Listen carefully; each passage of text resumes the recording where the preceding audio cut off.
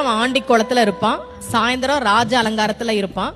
காலையில நீங்க வாழ்க்கையில எதுவுமே இல்லாம அவன் முன்னாடி போய் நின்னாலும் அன்றைக்கு மாலைக்குள்ளேயே உங்கள் வாழ்க்கையில் அவன் ஒரு மிகப்பெரிய மாற்றத்தை நிகழ்த்தி காட்டுவான் அப்படின்றதா ராஜ அலங்காரம்.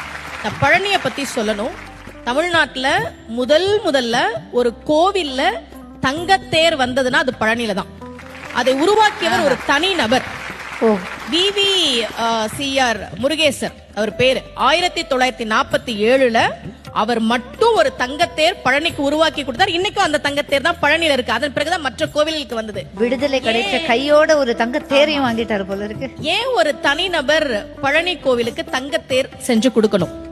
அவருக்கு ரொம்ப வருஷமா குழந்தை இல்ல. முருகன் கிட்ட, பழனி முருகன் கிட்ட மனமுருகி வேண்டார். இரட்டை ஆண் குழந்தை பிறந்ததால் நன்றி கடனாக அதை கொடுத்தார். அப்போ முருகன் கிட்ட நாம ஒரு விஷயம் கேட்டா கேட்டதை விட அதிகமாக